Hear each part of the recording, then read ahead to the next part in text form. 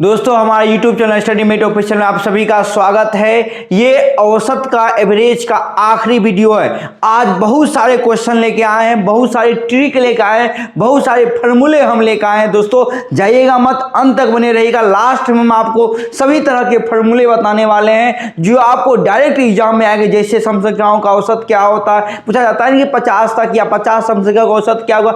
इस टाइप के अगर आप क्वेश्चन आते हैं तो हम उसको डायरेक्ट कैसे बनाएंगे। दोस्तों तो चलिए देर किस बात की, शुरू करते हैं आज का क्वेश्चन और देखते हैं आज का क्वेश्चन क्या है। दोस्तों आज का क्वेश्चन है कि 36 विद्यार्थियों का औसत 52 है, बाद में ज्ञात हुआ कि त्रुटि कारण 64 को 46 अंकित किया गया, तो सही औसत ज्ञात करें। दोस्तों क्वेश्चन को समझिए, क्वेश्चन की बारीकी को समझिए, बाकी बात अपने आप सवाल बन जाएगा कि 36 विद्यार्थियों का जो एवरेज मार्क था वो 52 था, लेकिन बाद में क्या हुआ कि कुछ गलतियां हुई। गलतियां में क्या हुई कि उसे 64 को 46 अंकित कर दिया। मतलब उसे करना था 64 लेकिन कर दिया 46। तो बताइए कम किया या ज्यादा किया? कम न किया, है ना। 64 करना था, कर दिया 46, तो कम ने किया, तो करा सही औसत याद करें। पहले हम यह तो निकाल लें कि टोटल उसे आया कितना, कितने भी टोटल विद्यार्थियों का अंक आया कितना, तब ने हम पता करेंगे कि कितना वो कम था, है ना दोस्तों। तो पहले हम इसमें क्या निकालेंगे, कुल योग, यानी कि कुल योग क्या होगा।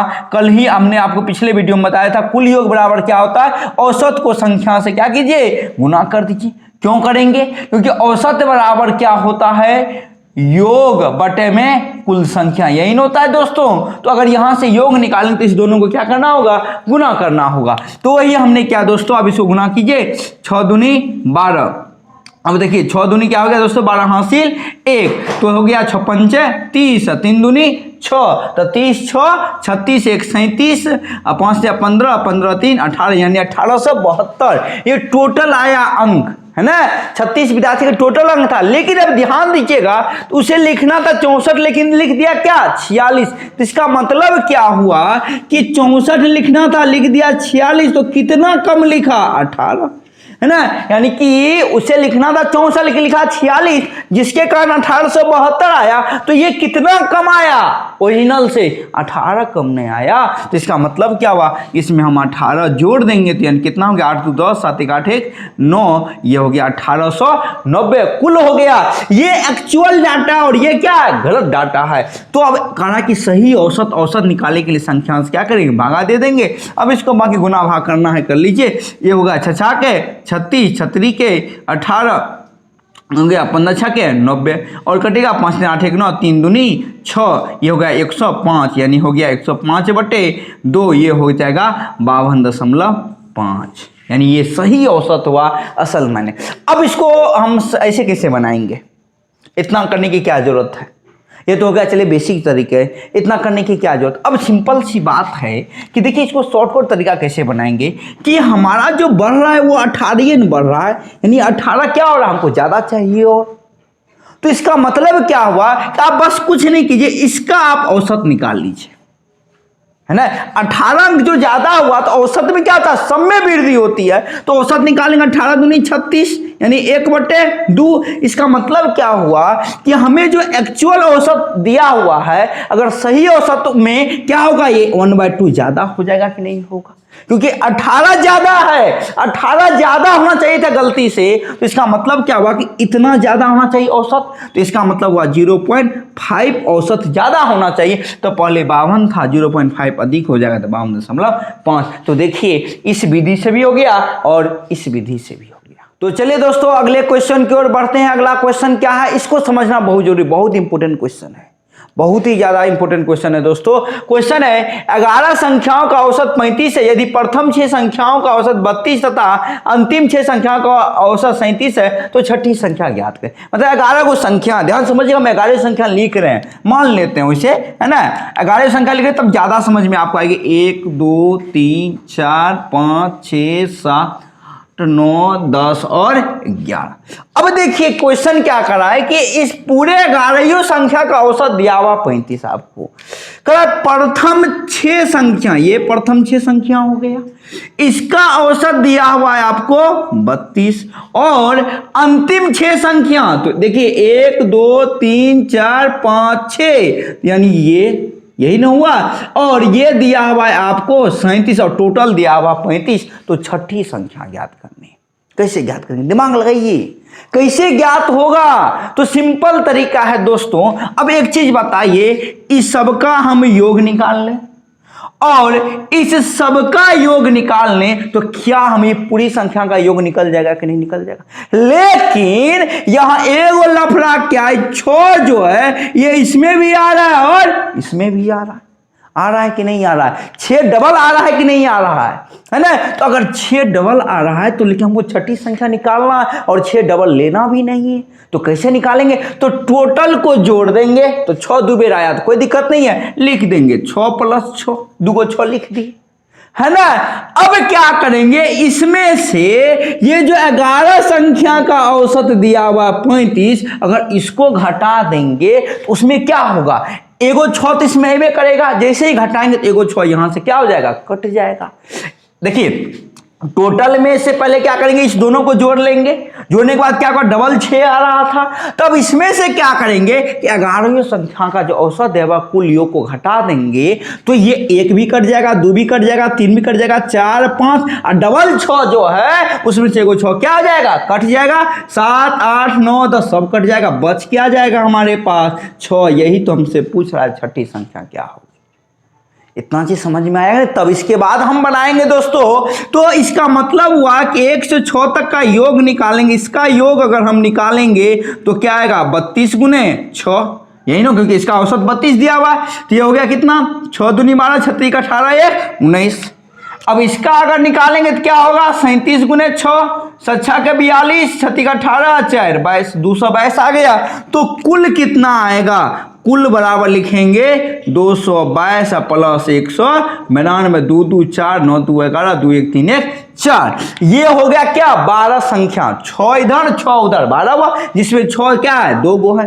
अब इसमें से क्या करेंगे, ये जो 11 संख्या का औसत 35 दिया हुआ है इसको घटा देंगे, तो 11 संख्या वाला का क्या हो जाएगा, कुल योग क्या हो जाएगा, 35 × 11, 11 5 55, 11 तिया 33 और 5 कितने हो गया, 38, इसको घटा दीजिए, 4 9 5 14, ये हो गया 8 2 10 1 11, ये कट गया, यानी इसका आंसर क्या आएगा, 29, यानी छठी संख्या क्या होगी, 29 होगी। तो चलिए दोस्तों अगले क्वेश्चन में बढ़ते हैं। बहुत ही इंपॉर्टेंट क्वेश्चन लेके आए हैं, गठरी बांध के रख लीजिए, क्वेश्चन आते हैं।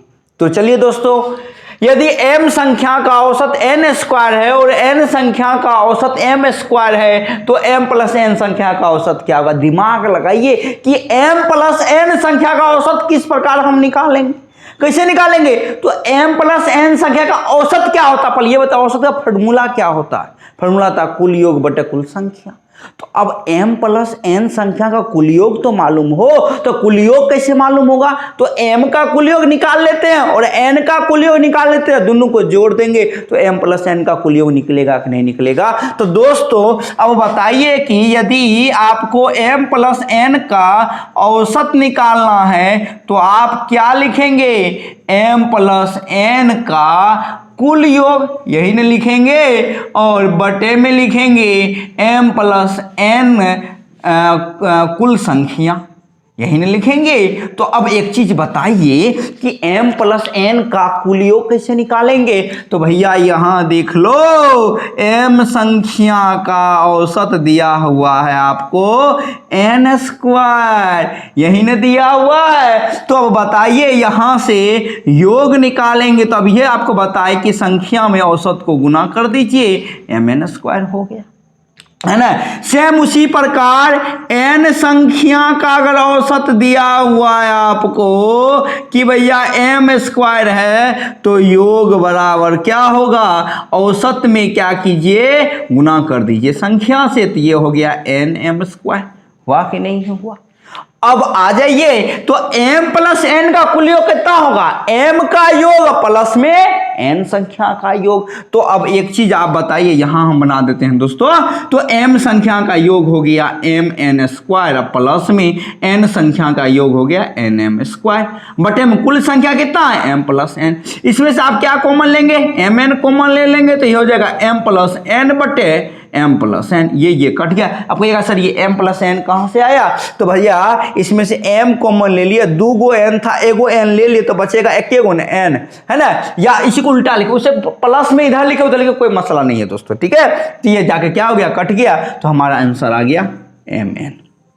कितनी बार क्वेश्चन पूछा, देखिए यहां से क्वेश्चन और क्या बनेगा, आपको कह देगा यदि 6 संख्या का औसत 7 स्क्वायर है और 7 संख्या का औसत 6 स्क्वायर है, तो बताइए तो m 6 प्लस 7 संख्या का औसत क्या होगा। तो डायरेक्ट फार्मूला पर बिठा दी, 7×42 के बेर में क्लियर हो गया, है ना दोस्तों। तो आप यही ध्यान में रखिए, इस टाइप का क्वेश्चन पूछते हैं, अगर पूछते हैं तो बनेगा कैसे, ये आपको पता होना चाहिए। तो दोस्तों अब हम आपको एक क्वेश्चन और बताएंगे, उसके बाद फिर हम आपको ट्रिक की दुनिया में ले चलेंगे, फार्मूले की दुनिया में ले चलेंगे, बहुत इंपॉर्टेंट फार्मूला सब है दोस्तों। तो चलिए दोस्तों अगले क्वेश्चन में बढ़ते हैं। अगला क्वेश्चन क्या है, 3 संख्याओं में प्रथम संख्या द्वितीय संख्या का 2 गुना है तथा तृतीय संख्या का 3 गुना है। यदि तीनों संख्या का औसत 49.5 है तो प्रथम संख्या ज्ञात कीजिए। दोस्तों क्वेश्चन को पढ़िए, क्वेश्चन को समझिए। क्वेश्चन क्या कर रहा है कि 3 गो संख्या है, प्रथम संख्या जो द्वितीय संख्या का 2 गुना है तथा तृतीय संख्या का 3 गुना है।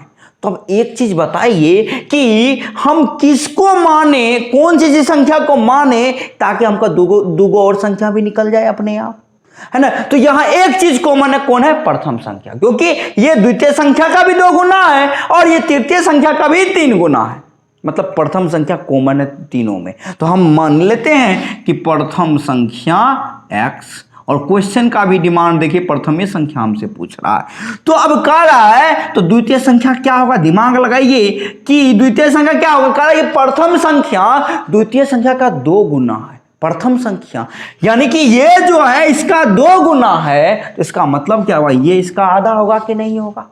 हम बोले कि 1 का 2 गुना 2 है, तो हम 1 को यह भी तो कह सकते हैं 2 का आधा है, नहीं कह सकते हैं। अगर हम ये कह सकते हैं कि 1 का 2 गुना है, तो हम यह भी तो कह सकते हैं कि 1 2 का आधा है ना। तो उसी प्रकार ये अगर इसका 2 गुना है, तो हम यह भी तो कह सकते हैं द्वितीय संख्या प्रथम संख्या की आधी है। सेम उसी प्रकार से तृतीय संख्या क्या हो जाएगी, x/3, क्योंकि ये इसका 3 गुना, तो हम कह सकते हैं ये इसका 1/3 है। बतवाई सेम से, बट डिफरेंस इज तनी मनी, है ना दोस्तों। तो अब देखिए कह रहा है कि तीनों संख्या का जो औसत है, औसत आपको दे दिया है, कितना दे दिया है, 49.5। अब इसको सॉल्व करना है, तो बाकी एलसीएम है, एलसीएम तो सभी को पता ही होगा, 3 और 2 का एलसीएम 6 आएगा, ये होगा 6x, 2 तिया 6, 3 दूनी 6 और बटे में 3, ये जाके यहाँ गुना हो जाएगा 49.5। अब इसको सॉल्व करेंगे, 3 2 6 3 9 2 11x बटे में 6 के 18 बराबर 49.5, ये जाके इधर क्या हो जाएगा, गुना हो जाएगा। तो यहाँ से अगर x बराबर निकालेंगे तो लिखेंगे 49.5 गुने 18/11, इसको काट दीजिए, 11 चौके 44, 11 पचे 55, 18 पंचे 90 हासिल 9, 18 चौके 72 और 9 कितना हो गया 81, यानी x प्रथम संख्या कितना निकल गया 81। बाकी द्वितीय तृतीय पूछेगा तो आप यहाँ से x की वैल्यू रख के बना सकते हैं दोस्तों। तो देखिए किस तरह से इजी हो गया, सिर्फ क्वेश्चन को डिटरमाइन करने के बाद, क्वेश्चन को समझने के बाद।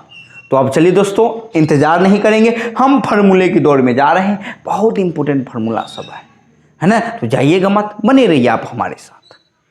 तो चलिए दोस्तों फार्मूले की ओर बढ़ते हैं। फार्मूला क्या है कि लगातार n तक की पूर्ण संख्या का औसत अगर आपसे पूछेगा, ध्यान दीजिएगा दोस्तों, यही तो कंफ्यूजन होती है कि यहां दिया हुआ n तक, यहां दिया हुआ सिर्फ n पूर्ण संख्या, तो अगर तक लगा रहेगा तो तक में तक हो जाएगा, मतलब इसका हो जाएगा n/2, है ना। इसको समझना बहुत जरूरी है कि अगर पूछेगा लगातार n तक की पूर्ण संख्या और आपसे अगर पूछेगा लगातार n पूर्ण संख्या का औसत, तो इसका फॉर्मूला होता है n/1 - 2, यानी कि n-1/2 होता है इसका फॉर्मूला। तो एग्जाम्पल से क्लियर हो जाएगा दोस्तों। जैसे हमने कहा कि 20 तक पूर्ण संख्या, होल नंबर, पूर्ण संख्या का औसत तो ध्यान दीजिएगा, अगर 20 तक कहेंगे तो 20 तक का n/2 यानी 20/2 हो जाएगा, यानी कितना आ जाएगा 10।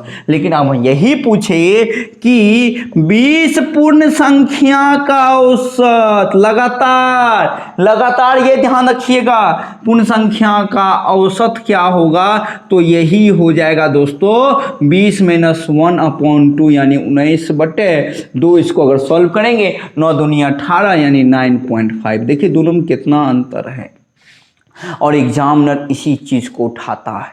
यही चीज ध्यान रखना है दोस्तों। 20 तक का मतलब क्या हुआ, 0 से 20 तक, लेकिन लगातार 20 को क्या हुआ, इसमें अंतर हो गया है ना। हमने कहा 50 तक तो 50 तक जाएगी, लगातार कहेगा तो वो अलग हो जाएगी, है ना दोस्तों। तो इसको ध्यान रखिएगा बस, और कुछ नहीं ध्यान रखना है दोस्तों, सिर्फ इतना रखना, पूर्ण तक और बिना तक वाले।